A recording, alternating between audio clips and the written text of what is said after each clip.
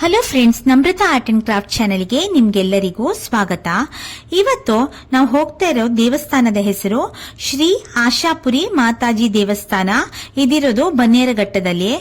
ಹಾಗಾದ್ರೆ ಈ ದೇವಸ್ಥಾನಕ್ಕೆ ಆಶಾಪುರ ಮಾತಾಜಿ ಎಂಬ ಹೆಸರು ಹೇಗೆ ಬಂತು, ಅದರ ಹಿನ್ನೆಲೆ ಏನು, ಈ ದೇವಸ್ಥಾನದ ವಿಶೇಷತೆಗಳೇನು ಎಲ್ಲವನ್ನ ನಾನು ಈ ವಿಡಿಯೋದಲ್ಲಿ ಹೇಳ್ತೀನಿ.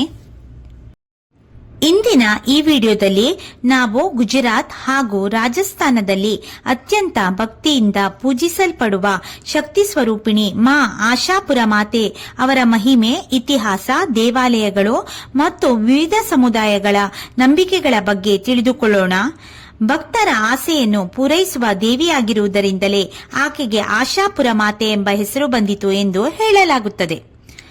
ಇನ್ನು ಆಶಾಪುರ ಮಾತೆಯ ಸ್ವರೂಪ ಮತ್ತು ಮಹತ್ವವನ್ನ ಇವಾಗ ಹೇಳ್ತೀನಿ. ಈ ಮಾ ಆಶಾಪುರ ಮಾತೆಯನ್ನು ಶಾಕಂಭರಿ ದೇವಿಯ ವಿಸ್ತರಣೆ ಎಂದು ಪರಿಗಣಿಸಲಾಗುತ್ತದೆ. ಆಕೆ ಶಕ್ತಿ, ರಕ್ಷಣೆ, ಆಶೀರ್ವಾದದ ಪ್ರತೀಕ ಎಂದು ನಂಬಲಾಗಿದೆ.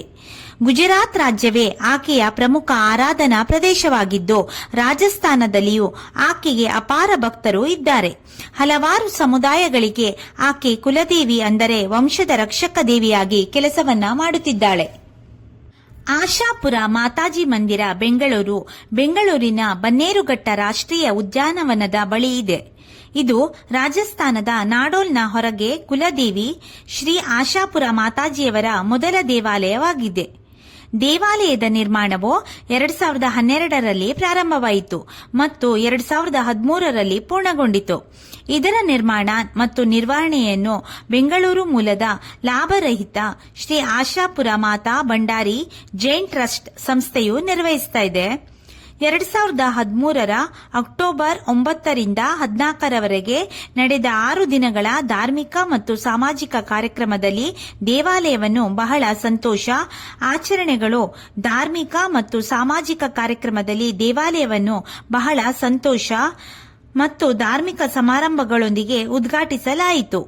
ಬೆಂಗಳೂರು ಮತ್ತು ಸುತ್ತಮುತ್ತಲಿನ ಆಶಾಪುರ ಮಾತಾಜಿಯ 5,000ಕ್ಕೂ ಹೆಚ್ಚು ಶಿಷ್ಯರು ಈ ಕಾರ್ಯಕ್ರಮದಲ್ಲಿ ಭಾಗವಹಿಸಿದ್ದರು. ಕುಲದೇವಿ ಶ್ರೀ ಆಶಾಪುರ ಮಾತಾಜಿಯವರ ಎಲ್ಲಾ ಅನುಯಾಯಿಗಳಿಗೆ ದೇವಾಲಯವು ವಾರದ ಎಲ್ಲಾ ದಿನಗಳಲ್ಲಿ ತೆರೆದಿರುತ್ತದೆ. ಇಲ್ಲಿ ಆಹಾರ ಮತ್ತು ವಸತಿ ಸೌಲಭ್ಯಗಳು ಈ ಸ್ಥಳದಲ್ಲೇ ಲಭ್ಯವಿದೆ.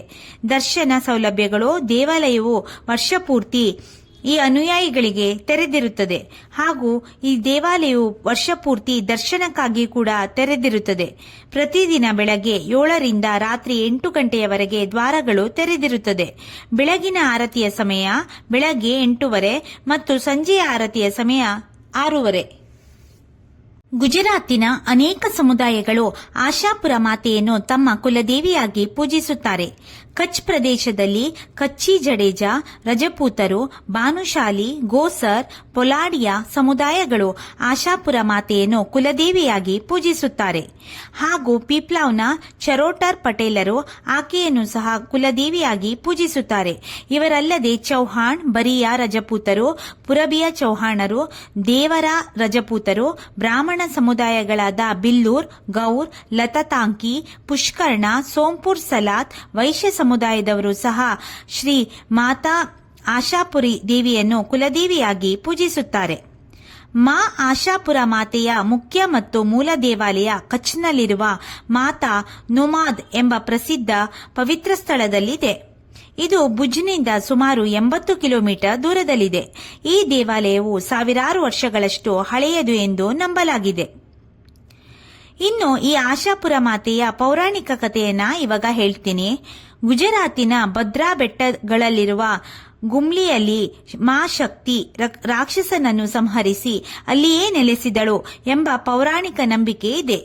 ಅಲ್ಲಿಯೇ ಆಕೆಗೆ ಮಾ ಆಶಾಪುರ ಎಂಬ ಹೆಸರು ಲಭಿಸಿತು ಎಂದು ಹೇಳಲಾಗುತ್ತದೆ. ಇದನ್ನು ಆಕೆಯ ಮೊದಲ ದೇವಾಲಯವೆಂದು ಕೂಡ ಭಕ್ತರು ನಂಬುತ್ತಾರೆ. ಇನ್ನು ಭಾರತದ ಹಲವಾರು ಪ್ರದೇಶಗಳಲ್ಲಿ ನಾವು ಆಶಾಪುರ ಮಾತೆಯ ದೇವಸ್ಥಾನವನ್ನ ನೋಡಬಹುದು. ರಾಜಸ್ಥಾನದಲ್ಲಿ ಪೋಖ್ರಾನ್, ಮೋಧ್ರಾನ್, ನಾಡೋಲ್ನಲ್ಲಿ ಮತ್ತು ಮುಂಬೈ, ಪುಣೆ, ಠಾಣೆ, ಬೆಂಗಳೂರು ಮುಂತಾದ ನಗರಗಳಲ್ಲಿಯೂ ಆಶಾಪುರ ಮಾತೆಯ ಪ್ರಸಿದ್ಧ ದೇವಾಲಯಗಳಿವೆ. ಬೆಂಗಳೂರಿನ ಬನ್ನೇರುಘಟ್ಟದ ಬಳಿ ಇರುವ ಆಶಾಪುರ ಮಾತಾಜಿ ಮಂದಿರವು ಬಹಳ ಪ್ರಸಿದ್ಧವಾಗಿದೆ. ಭಕ್ತರ ಆಸೆಯನ್ನು ಪೂರೈಸುವ, ರಕ್ಷಣೆ ನೀಡುವ ಶಕ್ತಿಯ ಸ್ವರೂಪವಾದ ಮಾ ಆಶಾಪುರ ಮಾತೆ ಇಂದಿಗೂ ಕೋಟ್ಯಾಂತರ ಭಕ್ತರ ನಂಬಿಕೆಯ ದೇವಿಯಾಗಿದ್ದಾರೆ. ಈ ಎಲ್ಲ ಇನ್ಫಾರ್ಮೇಶನ್ಗಳು ನಿಮ್ಗಿಷ್ಟ ಆದರೆ ಪ್ಲೀಸ್ ಲೈಕ್ ಮಾಡಿ, ಶೇರ್ ಮಾಡಿ, ಸಬ್ಸ್ಕ್ರೈಬ್ ಮಾಡಿ.